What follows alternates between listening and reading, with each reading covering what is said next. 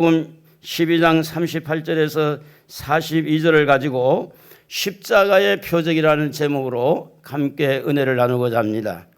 이 본문에 등장하는 인물이 나오는데 서기관이라는 사람이 등장합니다.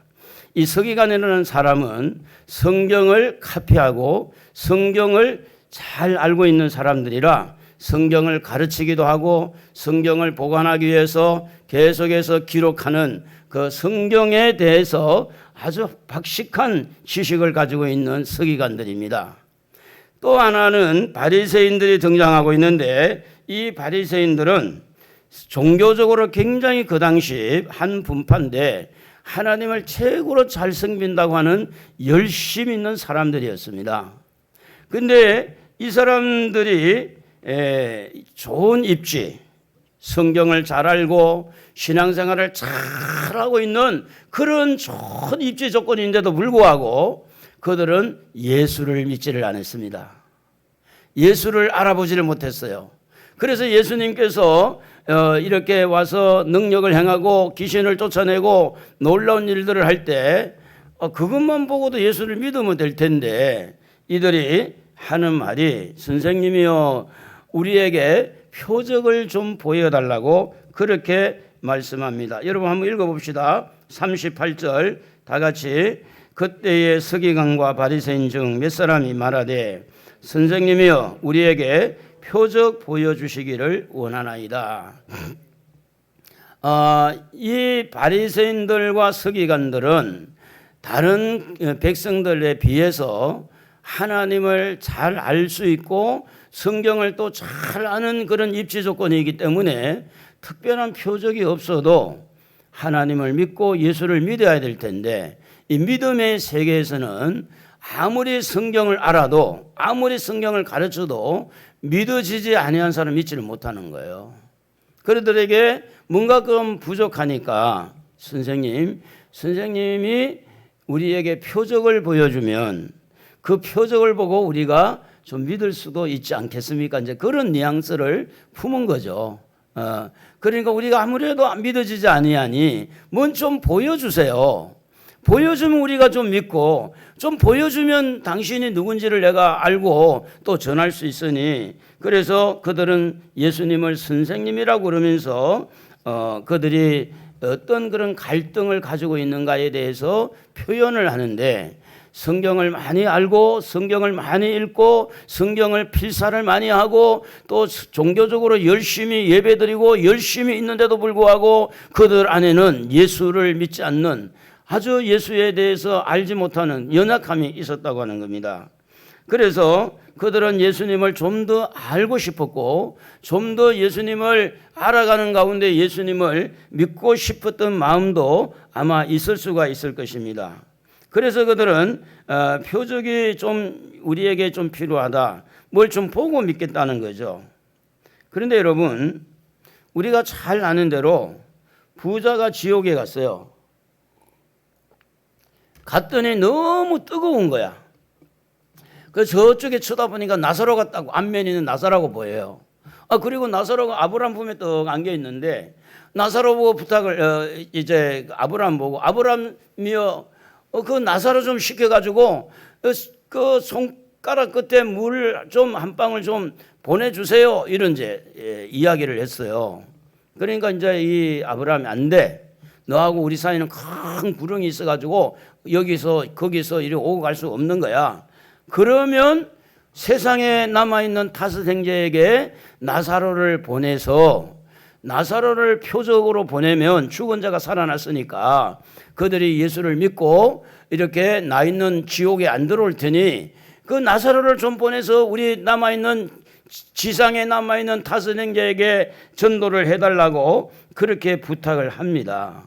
그런데 아브라함은 단칼에 거절합니다. 여러분 성경을 한번 읽어보겠습니다. 같이 누가복음 16장 27절부터 한번 읽어보겠습니다. 이르되 그러면 아버지여 구하온 예언이 나사로를 내 아버지 집에 보내소서. 내 형제 다섯이 있으니 그들에게 증언하게 하여 그들로 이 고통받는 곳에 오지 않게 하소서. 아브라함이 이르되 그들에게 모세와 선자들이 있으니 그들에게 들을지어다 지니라. 여러분 아브라함이 지금 말하는 것은 세상에 남아있는 5 형제뿐 아니라 세상의 모든 사람들이 표적을 보고 뭐 누가 천국 갔다 왔다고 이렇게 해서 나도 믿는다 이런 게 없다는 거예요. 세상에 있는 율법, 모세가 가르치는 율법, 선지자가 전하고 있는 예언, 이 하나님의 말씀, 또 교회에서 이렇게 말씀을 가르치고 교회에서 예배를 드리면서 복음을 전하는 이 말씀을 듣고 믿지 아니하면 아무리 표적을 보여도 못 믿는다는 거예요. 그 단칼에 거절한 겁니다. 자, 그런 맥락에서 보면 진실한 믿음은 무엇이 진실한 믿음일까? 보고 믿는 것이 믿음일까? 보지 않고 믿는 것이 믿음일까? 나사로가 살아나서 내가 나사로가 말이지 이제 이 부자가 어떤 상황에 있는지 나사로가 살아나가지고 여보세요. 당신 형제가 지금 지옥불에 타고 있어요. 그러니 예수 믿으세요. 그렇게 해가지고 안 믿는다는 거 사람들이. 그래서 표적 보여주는 것은 상당히 좀 문제가 있는데, 자, 그러면 믿음이 어떤 것이 믿음인가? 히브리서 11장 7절 한번 읽어봅시다. 믿음으로 노아는 아직 보이지 않는 일에 경고하심을 받아 경외함으로 방주를 준비하여 그 집을 구원하였으니 이로 말미암아 세상을 정죄하고 믿음을 따르는 의의 상속자가 되었느니라. 80년에서 한 120년 사이에 방주를 지었다고 우리가 볼 때, 뭐 길게는 120년 전부터 이 경고를 듣고 노아가 방주를 짓기 시작한 거죠. 비가 하지 않았잖아요. 앞으로 비가 올 테니 이 방주를 지어라. 그러니까 여러분, 믿음이라는 게 뭐냐면 어떤 것을 보고 믿는 것은 누구나 할 수 있는 거죠. 그래서 중요한 것일수록 이렇게 보이지 않는 부분이 너무 많아요. 영혼도 눈에 안 보이고 마음도 눈에 안 보이고 공기도 눈에 안 보이죠. 너무 중요하잖아요. 우리가 호흡을 하고 있을 때 그 공기가 없으면, 산소가 없으면 죽잖아요. 그래서 요한복음 20장 29절에 보면 예수님이 이런 말을 했어요. 너는 나를 본 거로 믿느냐? 보지 못하고 믿는 자들은 복되도다. 오늘 여러분 예수를 보지 않고 믿으시는 여러분은 복된 줄로 믿습니다. 천국에 가보지도 않고 천국 믿는 여러분 복을 받았어요. 여러분 예수님이 십자가에 쥐고 십자가에서 피 흘리신 거 여러분이 한 번도 보지도 않았는데 십자가가 믿어지고 있는 것은 여러분 이미 복되단 말이에요. 복을 받은 사람들입니다. 그러므로 보고 믿는 자와 보지 않고 믿는 자 차이가 뭐냐? 믿음의 질이 달라요. 어떤 사람은 꼭 확인하고 믿고 자기가 꼭 이렇게 봐야 믿는 사람이 있는가 하면 이 믿음이 또 어떤 사람은 신뢰를 하고 맞아 그래 알았어 믿어주는 사람이 있어요. 여러분 좋은 친구는요 믿어주는 사람이 좋은 친구예요. 그걸 꼭 코치코치 해가지고 다 디벼보고 엎어보고 다 확인하고 믿는 것은 그거는 믿음이 아니죠. 확인이죠. 확인. 여러분 잘 아는 대로 마태복음 우리가 말씀을 쭉 해왔지만은 백부장이라는 로마의 백부장이라는 사람이 자기 하인이 죽을 병에 걸려서 이제 병들어 죽게 됐잖아요. 그래 예수님에게 찾아왔어요. 우리 하인이 죽게 됐으니 좀 고쳐달라고. 그래 가자. 너네 집에 가서 내가 고쳐줄게. 그때의 백부장이 뭐라고 그랬냐면 이렇게 말했어요. 마태복음 8장 8절에 보면 백부장이 대답하여 이르되 주여 내 집에 들어오심을 나는 감당하지 못하겠사오니 다만 말씀으로만 하옵소서. 그러면 내 하인이 낫게 싸움나이다. 예수님 말씀 한마디면 고쳐진다는 믿음이 생긴 거죠. 대부분 손잡고 예수님 우리 집에 가서 끌고 가고 그리고 또 한부에다가 손을 얹기를 원하는 경우들이 많잖아요. 그런데 이 백부장의 믿음은 어떤 믿음입니까? 예수님 여기에서 말씀하면 고쳐질 텐데. 그래서 믿음의 어떤 그런 성숙함이 달랐다는 거죠. 그래서 예수님을 향해서 표적을 구하는 이 사람들에게 예수님은 그 사람들이 뭘 보고 믿고 확인하고 믿고 이런 것들이 굉장히 좀 예수님 마음에 거슬릴 수도 있죠. 그래서 예수님은 이 묻고 있는 이 사람들을 비롯해서 이 세상의 모든 사람들을 언급을 할 때 뭐라고 언급을 했느냐면, 자, 우리 39절 한번 읽어봅니다. 39절, 예수께서 대답해 이르시되 악하고 음란한 세대가 표적을 구하나, 이래 돼 있어요. 악하고 음란한 세대. 자, 이것은 굉장히 중요한 이야기입니다. 예수님이 세상을 볼 때 세상을 어떻게 보느냐? 음란하고 악하고 이렇게 죄 가운데 가득한 죄 가운데 살고 있는 사람들로 본 거예요. 그러면 이 사람들에게 필요한 게 뭐냐? 답이 나오는 거예요.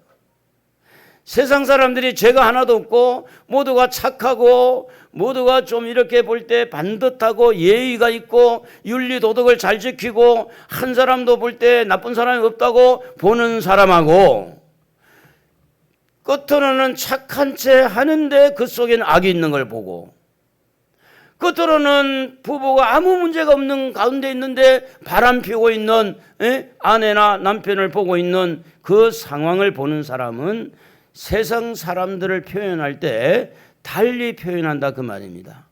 예수님의 눈에는 다 보이는 거죠. 악한 것도 보이고 음란한 것도 보이고 다 보이는 거죠.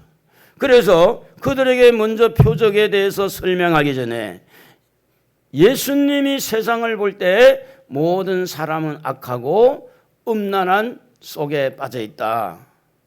그래서 이 음란한 세대가 표적을 구하나 선지자 요나의 표적밖에는 보일 표적이 없느니라고 말씀합니다. 여러분, 요나가 누굽니까? 요나라는 뜻은 비둘기라는 뜻이 가지고 있죠. 요나는 좋은 소식을 전한다는 그런 평화를 상징하고 있는 비둘기. 우리가 노아 방금 이야기했지만은 노아 방주가 이제 끝날 무렵에 이렇게 까마귀를 내보내고 비둘기를 내보낼 때 비둘기는 입에다가 감람잎을 따와서 좋은 소식을 전했잖아요.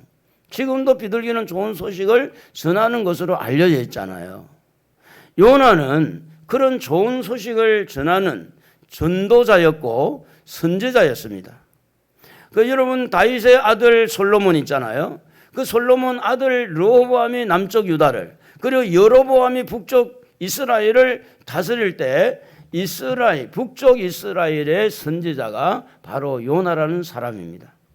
자, 이 요나가 아미떼 아들인데 이 사람이 하나님에게 오다를 받습니다. 요나야, 너 저 니느웨 성 사람에 가서 그 사람들에게 복음을 전해라. 앞으로 40일 있으면 하나님께서 다 그냥 회개 안 하면 다 그냥 불받아 시킨다고 하나님 말씀을 전해라. 그래가지고 이제 하나님의 오다를 받았는데 요나는 평상시에 니느웨 사람들이 미웠어요. 너무 악하게 사니까. 선지자 말도 안 듣지. 그러니까 아예 그냥 삐졌어. 그 니느웨 사람 막 보기도 싫은 거야. 너무 악하니까. 그래서 니느웨로 안 가고 배를 타고 이제 다시스라는 쪽으로 이제 방향을 틀었어요. 혹시나 싶어서 숨었습니다. 배 밑창에 숨었어요. 그런데 갑자기 바람이 불고 이렇게 풍랑이 일더니 그냥 배가 기우뚱거리는데 배 안에 있는 사람들이 전부 다 회의를 해요. 자기가 믿는 신을 불러라. 그리고 무슨 죄를 잘못했는지. 그래서 이제 답이 없으니까 배 밑창에 있는 사람을 찾았는데 요나를 찾은 겁니다. 자고 있는 거예요, 세상에. 그래서 상황을 설명했더니 요나가 이 일은 나 때문입니다. 나를 배에다 던져주세요. 그래가지고 요나를 배에다 던지니까 바람이 잠잠해지고 배가 요동하지 않는 거예요. 이 요나 때문에 다른 사람이 희생이 된 거예요. 거기에 이 요나 1장 17절을 한번 읽어볼까요? 여호와께서 이미 큰 물고기를 예비하사 요나를 삼게 하셨으므로 요나가 밤낮 3일을 물고기 뱃속에 있으니라. 지난 6월 11일 12일자 예, 인터넷에 떠오른 게 있었는데 그게 뭔가 하면 사진을 한번 좀 보여주시기를 바랍니다. 이 사람입니다. 고래가 무슨 고래냐? 흑동고래라고 그래요. 혹동고래. 이 혹동고래는 입을 크게 벌려서 이렇게 먹는 습관이 있답니다. 그래서 이 사람이 그 미국에 가보면요, 이 참 뭐 어장이 너무 좋은 그런 어장들이 많고, 고기도 이렇게 크기가 어느 일정한 크기에 모자라면 다 풀어줘야 돼요. 그만큼 이제 고기를 잡는 것도 그렇고, 여기에 이 사람은 그 바다 가재를 잡기 위해서 수심한 10m 정도 내려갔는데 충격을 받은 겁니다. 이제 스쿠버 장비를 착용을 하고 이렇게 내려갔는데 뭔가 쾅 하고 충격을 받았는데 이 혹동 고래 입속에 쓱 들어간 거야. 그 이제는 죽었구나 이렇게 생각을 하고 이렇게 이제 입안을 더듬어 봤대요. 더듬어 봤더니 이빨은 없더래요. 그래서 이분이 눈치를 챈 거예요. 아, 이거는 고래가 아니고 혹동 고래다. 그래서 이제 삼키려고 하는데 막 이제 죽었구나. 아, 뱃속으로 들어가면 이제 나오지 못하니까. 그렇게 하고 있는데 이 혹동 고래가 한 30초에서 40초 그 입안에 있다가 그냥 쑥 이렇게 물 위로 올라오더니 뱉어냈다는 거예요. 죽을 상황이었는데 죽지 않았다는 거예요. 요나의 이야기가 전설이 아닙니다. 오늘 21세기 지금도 고래 안에 들어갔다가 나온 사람이 방금 본 사진이에요. 실제 제 이야기가 아니고. 그래서 이 사람은 병원에 입원해서 봤더니 뭐 어디 부러진 줄 알았더니 의사가 부러진 게 아니고 약간의 타박상이 있고, 그래서 퇴원을 했어요. 병원에서 바로 퇴원을 하고 뭐 지금은 완전히 회복이 됐겠죠. 그런데 이제 이 연구하는 사람 피터 코크론이라는 이게 뉴 잉글랜드 이 사람 여기 있는 사람은 뭐라고 말했냐면 혹동고래가 이렇게 입을 크게 벌려서 먹는데 먹이를 먹는데 사실은 이렇게 되어질 확률을 보면 1조분의 1 정도 된다 이렇게 말을 했어요. 그러니까 굉장히 지금 어려운 상황인데 이분이 살아난 거죠. 요나가 그런 거예요. 자, 요나가 이렇게 할 때 요나가 지금 뱃속에 가서 며칠 있었어요? 3일 있었어요. 3일 후에 입을 토해낸 거예요. 그런데 예수님 이걸 표적이라고 그러는 이걸 표적이라고 그러는데 마태복음 12장 40절을 한번 읽어봅시다. 요나가 밤낮 사흘 동안 큰 물고기 뱃속에 있었던 것 같이 인자도 밤낮 사흘 동안 땅속에 있으리라. 무엇을 지금 연결을 시키고 있는 거예요? 어떻게 연결을 시키고 있느냐? 요나가 뱃속에 3일 동안 고기 뱃속에 있었던 것처럼 예수님이 땅속에 3일 있을 것이다 이렇게 연결을 시키는 거예요. 그러면 요나의 표적은 도대체 뭐냐? 요나의 표적이 예수 그리스도가 십자가에서 죽으시고 3일 동안 땅에 묻혀 있는 것을 연결고리라고 우리가 볼 때 예수님이 말씀하는 표적은 요나의 표적이라고 하지만 실제 이것은 십자가의 표적이라는 거죠. 음란하고 악한 사람들은 십자가의 표적, 십자가를 통하지 아니하면 죄를 사함받지 못하고 용서받을 길이 없잖아요. 그래 너희들이 뭘 지금 원하는지 모르지만 너희들이 바라는 표적은 뭐 병든 자 고치는 거, 무슨 뭐 번개가 치듯이 무슨 기적이 일어나는 거, 너희들이 원하는 건 모르지만 내가 너희들에게 말할 수 있는 것은 요나의 표적밖에 없다. 그러면 요나가 3일 동안 땅 속에서 그렇게 고기 속에 있는 것처럼 예수님께서 인자가 땅 속에 3일 동안 있는 것은 모든 죄값을 예수님이 지고 요나가 죄 때문에 물고기 뱃속에 들어간 것처럼 예수님께서 모든 음란하고 악한 사람들의 죄를 짊어지고 이렇게 땅속의 무덤에 들어간 죽음을 의미하는 거죠. 그래서 이 요나의 표적 이퀄 십자가의 표적이다. 오늘 여러분도 저도 십자가에 피 흘리신 주님의 그 보혈 때문에 이 자리에 있는 줄로 믿습니다. 우리가 만약에 천국 갈 때 무슨 힘으로 가겠어요? 주님의 십자가의 보혈의 힘으로 가는 거죠. 여러분, 지금 이 세상은요 너무 음란하고 너무 악합니다. 그런데 이 사람들에게 가장 필요한 그 허물과 죄는 십자가 외에는 용서받을 길이 없어요.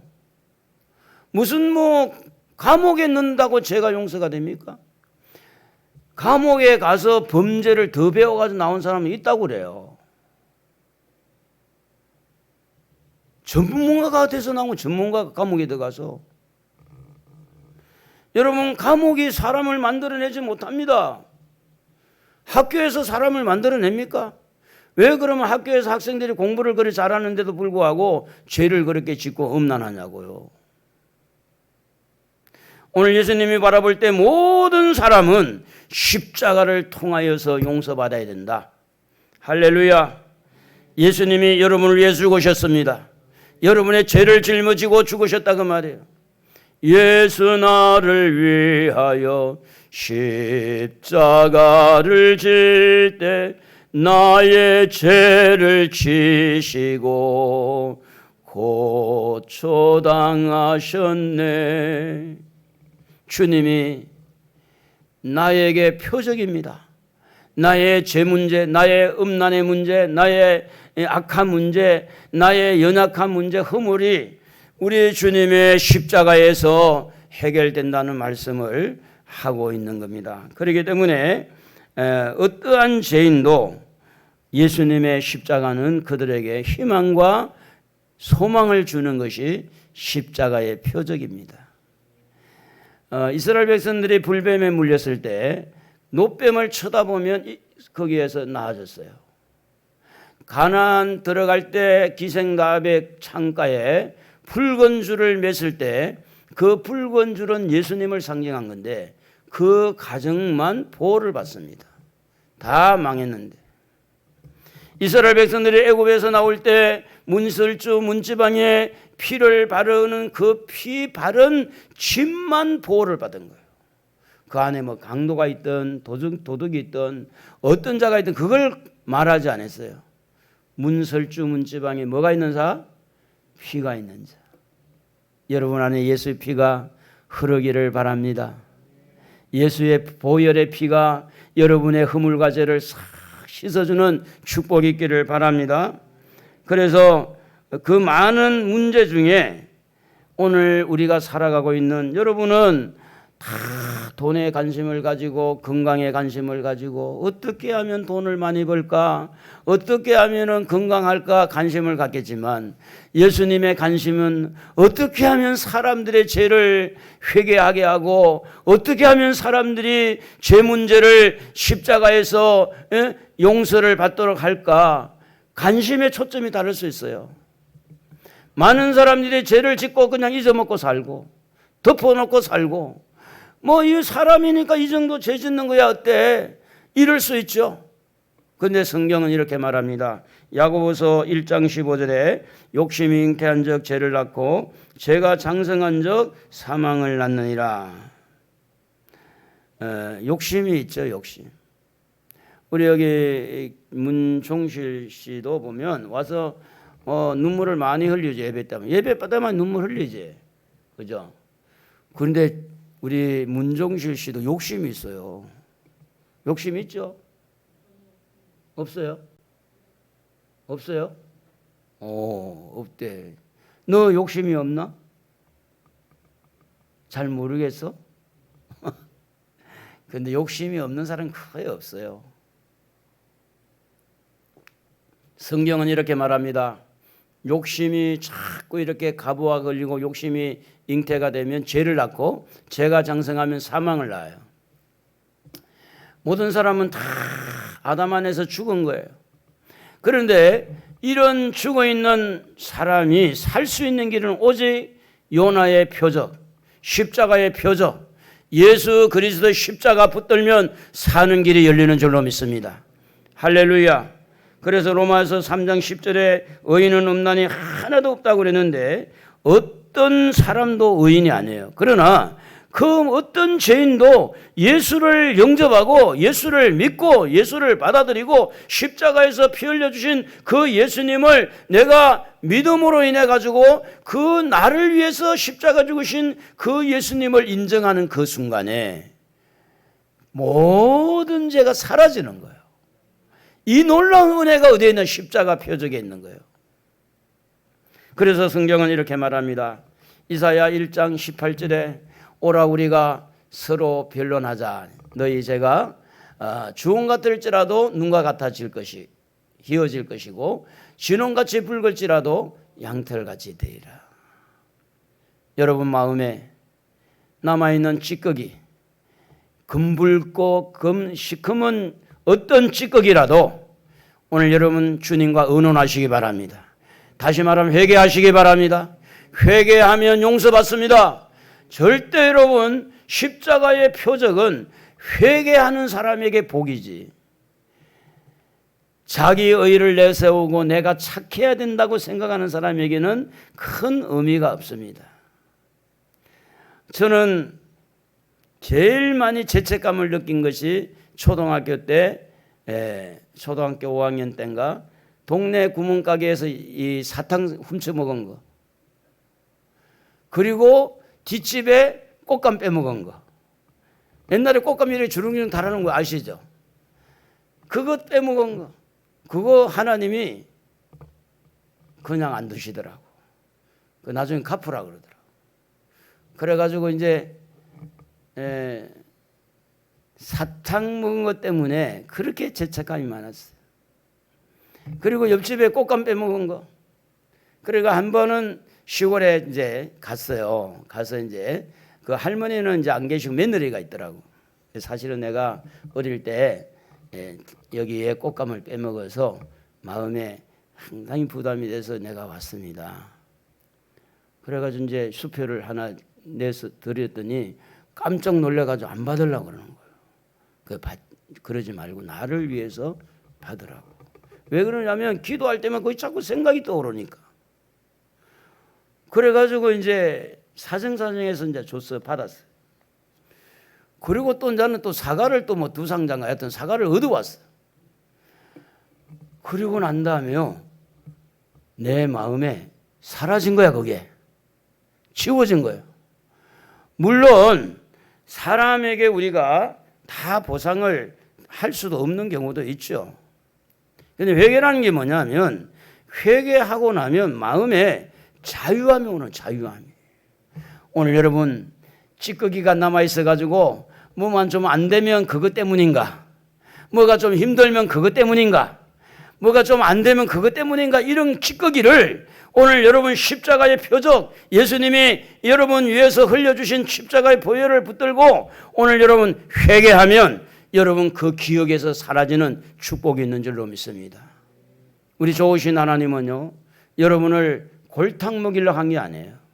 여러분에게 자유를 주시려고, 여러분에게 행복을 주시려고, 여러분에게 기쁨을 주시려고 우리 주님은 우리에게 말씀하고 있습니다. 오라. 뭐 일이냐? 뭐가 찌꺼기가 있느냐? 우리 같이 한번 의논해 보자. 너희 죄가 진홍같이 붉을지라도 또 너희 죄가 여기에 말한 대로 주홍 같을지라도 눈과 같이 양털같이 희게 될 것이다. 여러분 호세아 6장 1절에도 보면 우리 한번 읽어볼까요? 호세아 6장 1절 오라 우리가 여호와께로 돌아가자. 여호와께서 우리를 찢었으나 도로 낫게 하실 것이요 우리를 씌었으나 싸매어 줄 것이다. 아멘. 우리가 하나님에게 돌아오는 것이 회개입니다. 회개.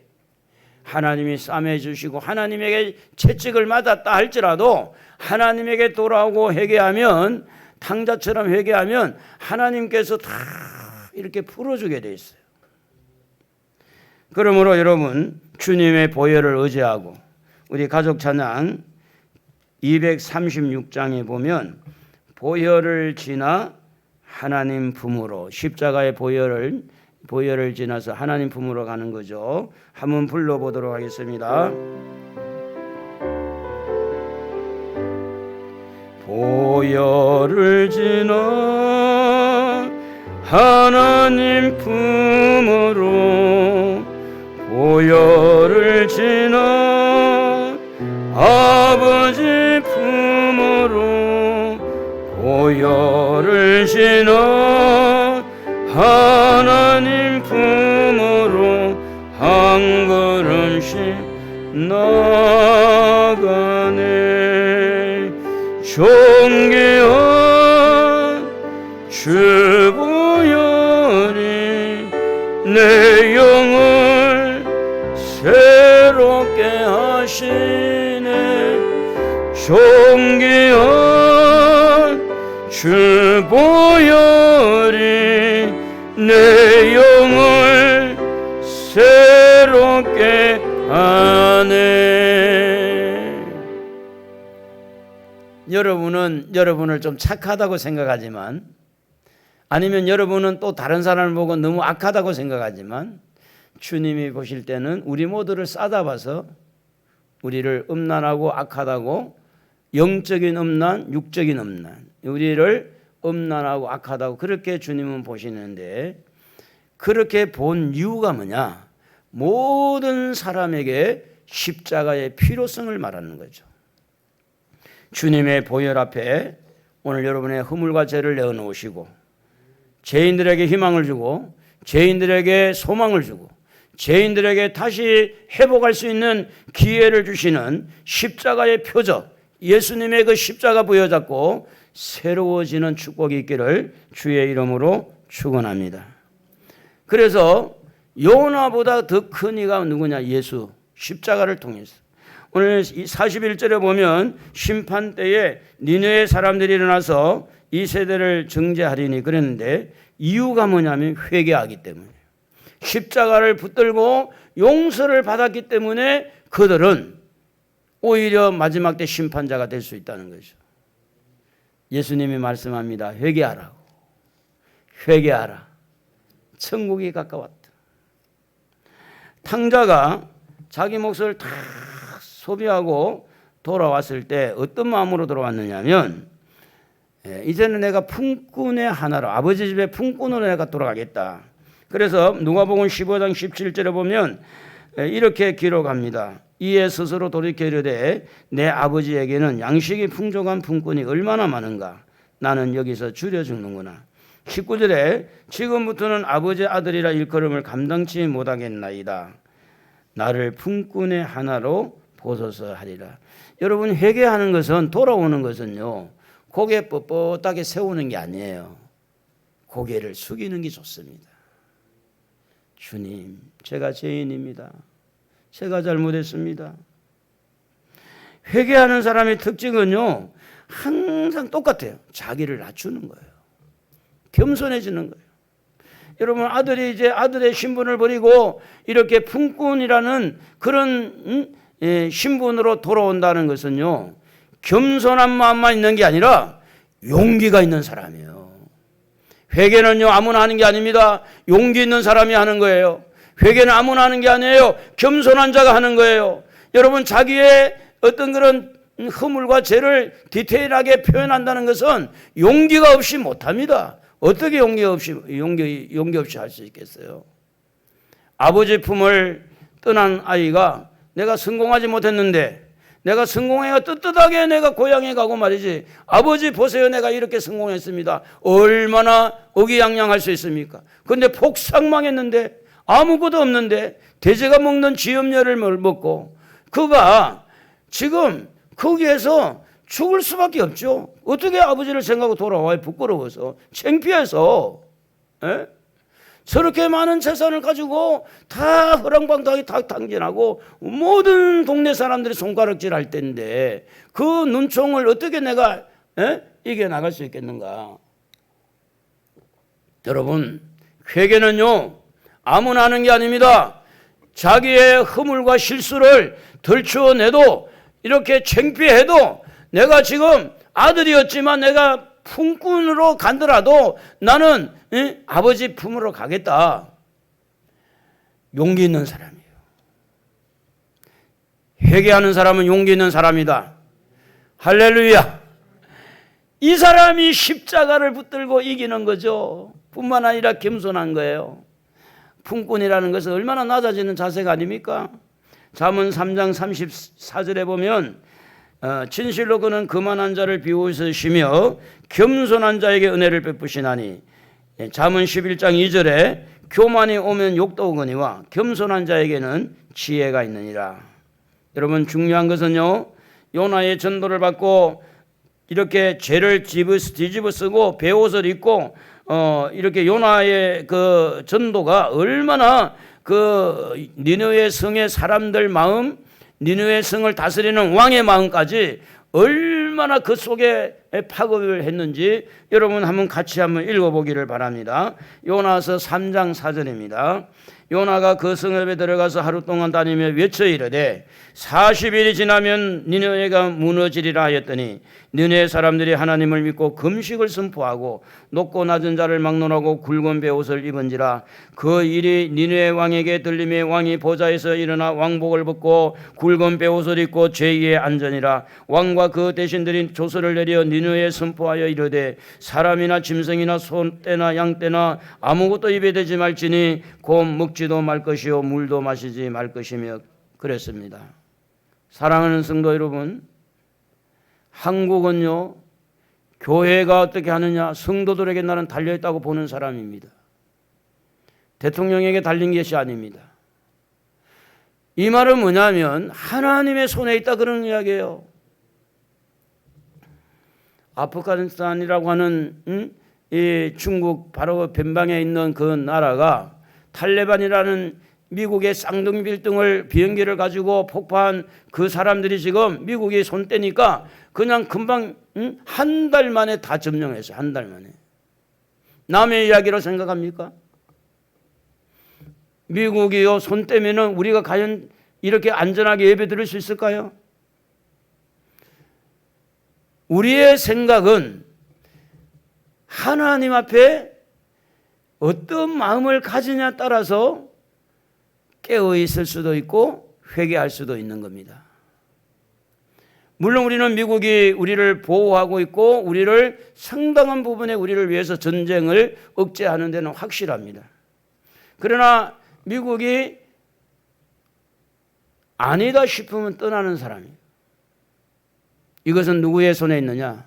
대한민국의 국민들의 손에 있기도 하지만 그러나 깊이 들어가 보면 신앙적으로 보면 오늘 성도들의 심령 속에 하나님의 은혜가 얼마나 흐르고 있고 성도들이 얼마나 하나님 앞에 회개하고 하나님 앞에 바르게 서느냐. 하나님의 자녀들이 니느웨 성 사람들처럼 베옷을 입고 회개하고 눈물을 흘리면서 이렇게 하나님 앞에 회개할 때 하나님이 니느웨 성을 보호해 주신 것처럼 오늘 십자가는요 그냥 있는 게 아닙니다.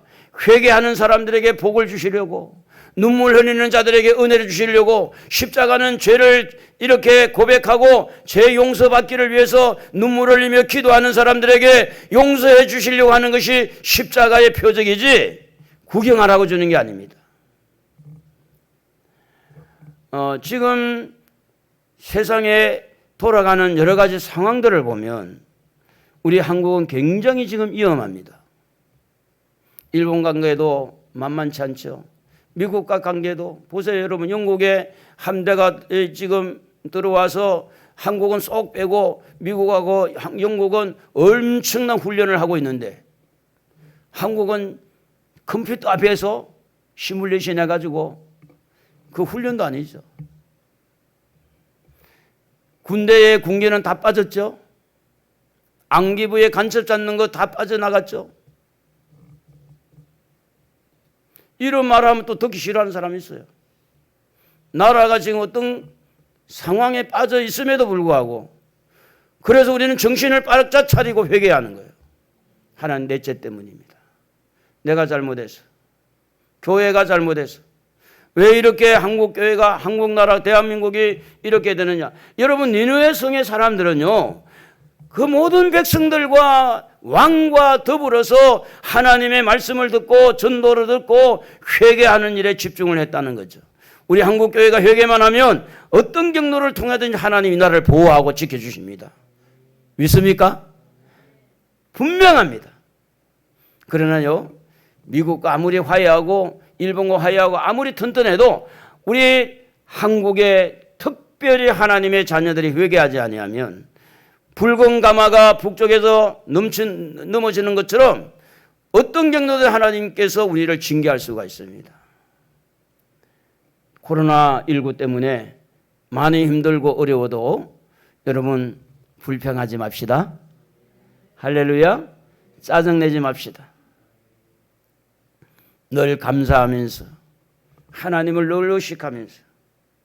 그래서 오늘 여기에서 예수님이 한 가지 더 말씀한 것이 나오는데 42절에 보면 남방 여왕이 솔로몬의 지혜로운 말을 들으려고 땅끝에서 왔지만은 솔로몬보다 더 큰 이가 여기 있다. 예수님이 더 크다고 말씀합니다.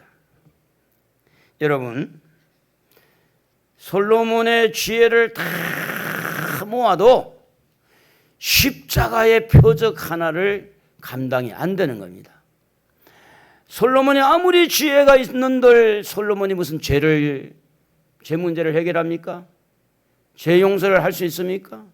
그래서 예수님이 십자가를 두고 볼 때 솔로몬보다 훨씬 크신 분이 예수님이다. 고린도전서 1장 18절에 여러분 이 말씀은 너무나 잘 아는 것이니까 한번 읽어봅니다. 십자가의 도가 멸망하는 자들에게는 미련한 것이요 구원을 얻는 우리에게는 하나님의 능력이라고 말씀합니다. 우리에게는 십자가가 있습니다. 하나님의 지혜입니다. 우리의 구원이 십자가에 있어요. 이 십자가가 표적입니다. 여러분, 구원뿐 아닙니다. 축복의 문도 여기서 열리는 거예요. 여러분, 건강의 문제도 여기서 열리는 거예요. 운동한다고 다 건강한 거 아닙니다. 운동하는 사람은 다 그러면 장수해야지. 그렇지 않습니다. 십자가에서 죄 문제가 해결되어지면 마음이 평안해집니다. 십자가에서 죄 문제가 해결되어지면 하나님이 얽히고 설킨 실타리를 풀어서 물질의 세계도 건강의 세계도 모든 자녀들의 세계도 하나하나 열어주게 되어 있습니다. 하나님이 열면 닫을 자가 없고 하나님이 닫으면 열 자도 없습니다. 그렇기 때문에 십자가를 통해서 하나님의 축복이 여러분과 여러분의 자녀들에게 임할 수 있도록 십자가에서 뭘 해야 되죠? 주님 앞에 용서를 구하는 겁니다. 십자가에서 뭘 해야 되죠? 나 같은 죄인을 위해서 죽으신 주님에게 감사를 하는 겁니다. 나 같은 죄인 살리신 주 은혜 놀라워. 에베소 2장 1절에 보면 그는 허물과 죄로 죽었던 너희를 살렸다고 그랬어요. 5절에도 보면 허물로 죽은 우리를 그리스도와 함께 살리셨고. 자, 여러분, 이 살렸다고 하는 것은 어디서 살렸느냐? 요나가 고기 뱃속에 들어갔다가 3일 만에 부활한 것처럼 오늘 우리 십자가에서 예수님이 우리 이 죽은 심령을 죄를 용서하심으로 우리의 심령을 다 살려서 그래서 예수님이 3일 만에 부활하신 것은 우리가 영원한 세계 하늘나라 할렐루야 천국에 들어간다 그 말이에요. 우리는 천국의 사람들입니다. 시시하게 이 땅만 살다가 간 사람이 아니에요. 여러분은 천국의 시민권이 다 있는 줄로 믿습니다. 우리는 영원한 천국을 갈 사람이에요. 하늘나라. 그래서 십자가의 은혜는요, 고린도전서 1장 24절에 말씀한 대로 오직 부르심을 받은 자들에게는 유대인이나 헬라인이나 그리스도는 하나님의 능력이요 하나님의 지혜라고 그렇게 말합니다. 십자가는요, 어떤 사람도 주님 앞에 나와서 용서를 받을 수가 있어요. 어떠한 사람도 주님 앞 십자가 앞에 나오면 천국 가는 길이 열리는 겁니다. 우리는 지금 어떤 표적을 이 바리새인들과 서기관들처럼 그거보다 더 중요한 십자가의 표적을 붙들고 주여 내가 잘못했습니다. 용서를 구하시고 그 십자가 부여잡고 천국을 바라보고 이번 한 주간도 여러분 십자가를 부여잡고 승리하는 한 주간이 되기를 바랍니다.